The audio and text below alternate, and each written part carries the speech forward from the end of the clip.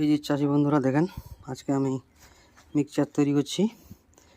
এই যে মিক্সচার কীভাবে তৈরি করতে হয় আপনারা দেখুন। এইভাবে আপনারা ইউজ করুন, সারের খরচ কম হবে আপনাদের আর ফলন বেশি হবে বলেছিলাম এর আগের ভিডিওতে।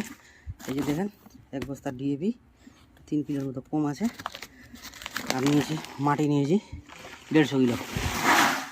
এই যে ডিএপি ঢেলে দিলাম। ক্যামেরা ধরার লোক নাই, অসুবিধা হবে।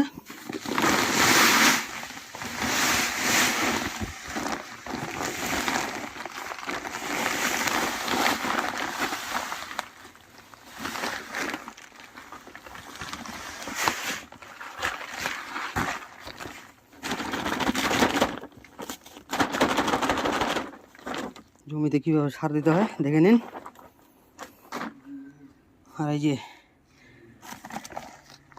ক্যালসিয়াম নাইট্রেট, ফেরাস সালফেট,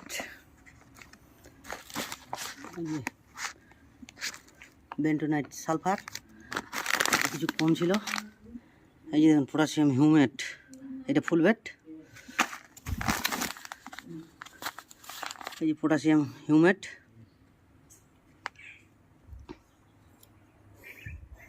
দেখতে পাচ্ছেন। এই যে ম্যাগনেসিয়াম,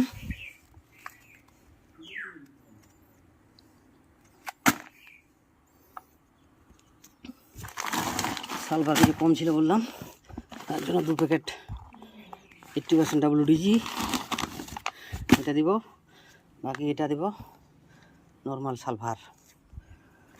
ম্যাগনেসিয়াম এক বস্তাতে 5 kilo sulphur, 5 kilo magnesium.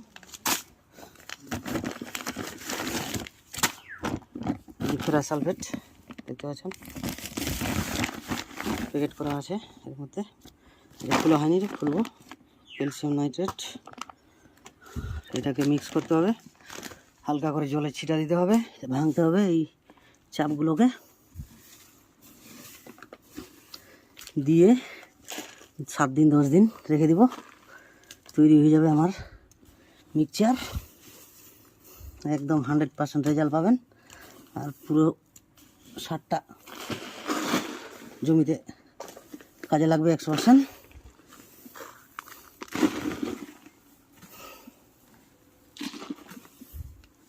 DAP, এটা ছিল ইফকো।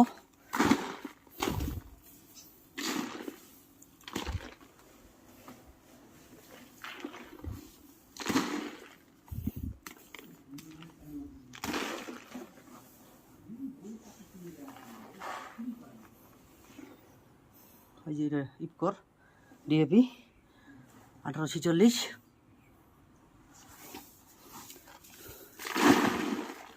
এর আগে গত বছরে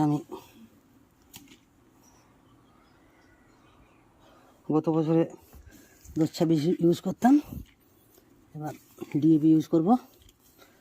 ডিএপি আমি ইউজ করতাম না, আমি ভুট্টা লাগিয়েছিলাম, ওখানে 1 বস্তা ডিএপি আমার বেঁচে গেছে।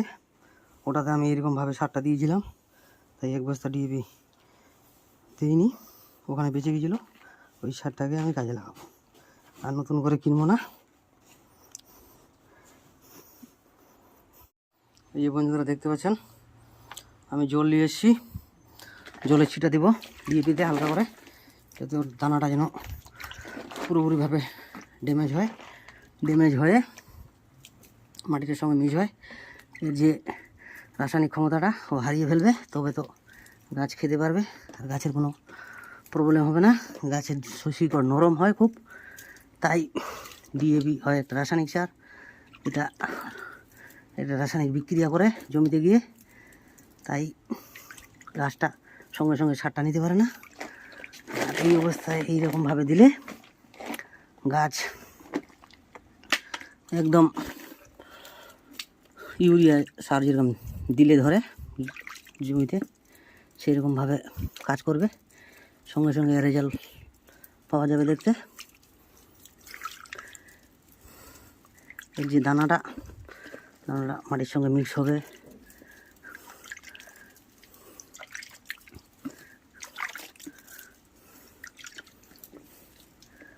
মাটির সঙ্গে এটা গলে যাবে দানাটা, ডিএপির দানাটা।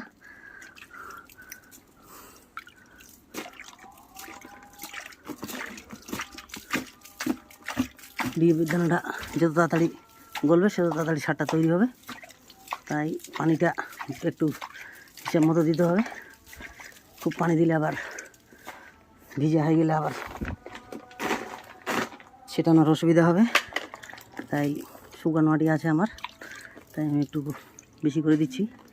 আপনারা দেখবেন একটু ভিজা মাটি হলে একটু কম জল দেওয়ার চেষ্টা করবেন, আর গুড়ের জল দিতে পারলে আরও ভালো।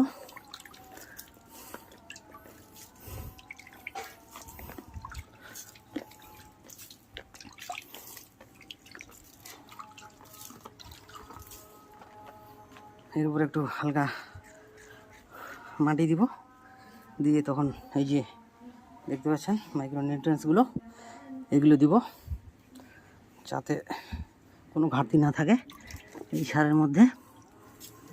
ধান গাছের যেন কোনো রকম কোনো ক্ষতি না হয়, কোনো অভাব না হয়। আর ধান গাছে দেখবেন একটা ভাইরাস, ট্যাংরা ভাইরাস যেটা বলা হয়, ফড়িং বয়ে নিয়ে আসে, হলুদ হয়ে যাবে, পাতা লাল হয়ে যাবে, আর ধানের যে ঝুঁটিটা সেটা আর বাড়বে না, কোনো বাচ্চা টাচ্চা ছাড়বে না, পাশকাঠি বাড়বে না। তাই ওটা লক্ষ্য রাখবেন।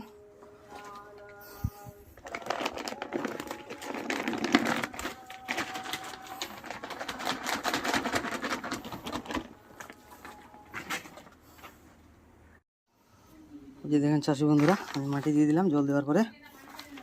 এবার দিয়ে দেবো সালফার, দেখতে পাচ্ছেন। পারলে এই কোম্পানিটা যদি পারেন নিতে পারেন, একদম ভালো রেজাল্টের।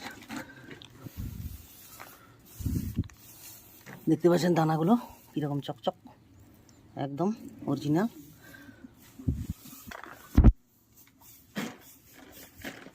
এটা দিলে ধানের ধসা খুব সহজে আক্রমণ করতে পারে না, ছত্রাক যেটাকে বলা হয়।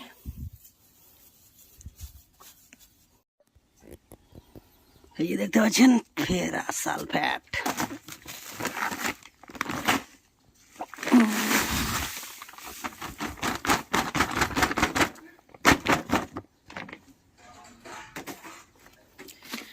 ফেরাস সালফেট দেখতে এরকম হয়, আপনারা দেখেন।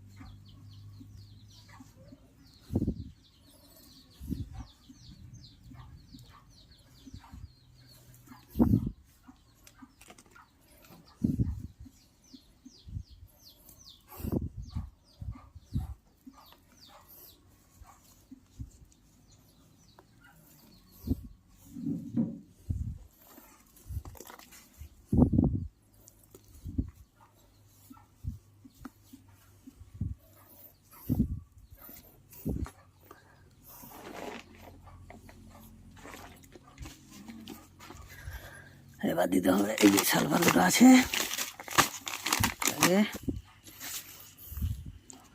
কাটা মুশকিল এক হাতে।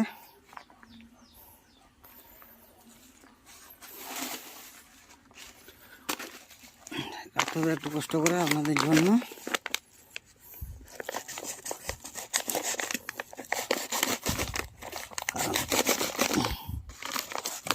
ধরতে গেলে লাইভ ডেমো তো এইভাবে দেখাতে হয়, একটু কষ্ট করতেই হবে।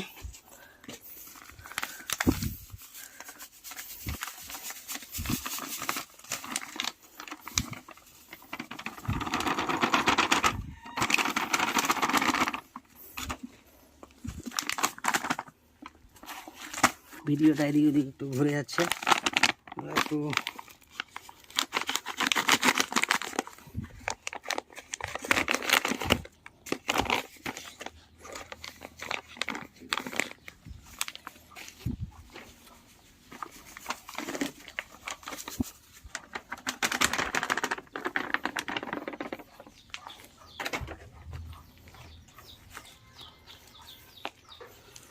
এবার যাবে ম্যাগনেসিয়াম। মাটি দিতে হবে, ভিজে গেছি জলে। এই জলের জলটা এদিকে রেখে দিই।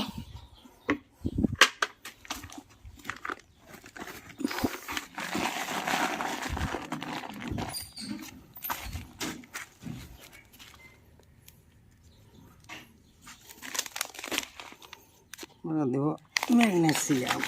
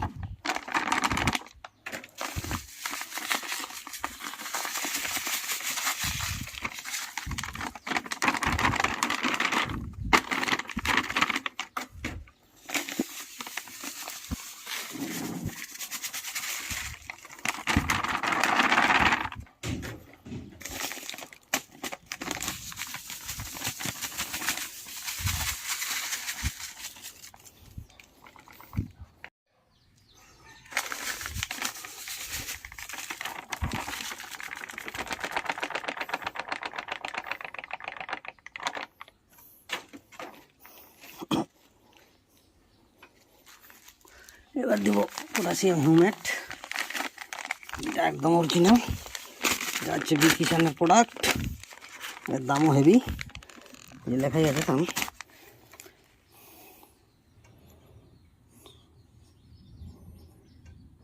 এটা 200 টাকা।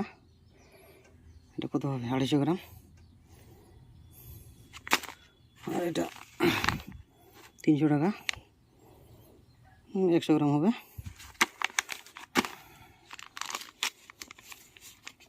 উপর দিয়ে খুলে যাবে, এটা দেখতে কীরকম হয় সেটা দেখাচ্ছি আপনাদের। ক্যামেরা ধরনের থাকলে একটা খুব ভালো হতো, কেটে দেবো।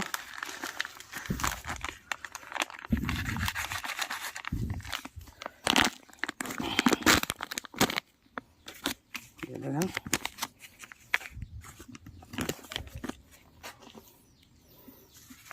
কালো সোনা যেটাকে বলে,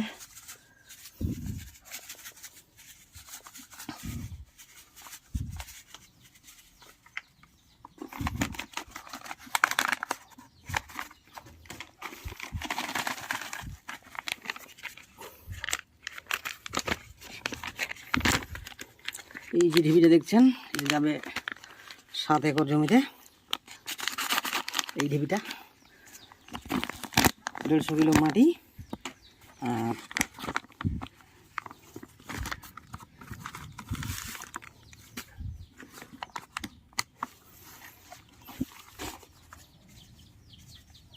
এই কালারটা দেখতে পাচ্ছেন।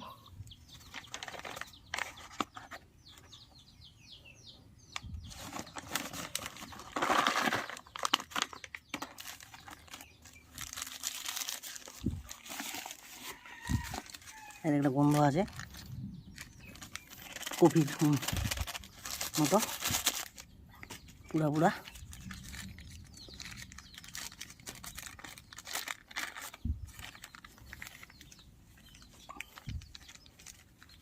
এটা 7 একর জমির জন্য তৈরি হচ্ছে। আর এরপরে 1 বস্তা 50 কেজি পটাশ পটাশ দিয়ে তৈরি করব।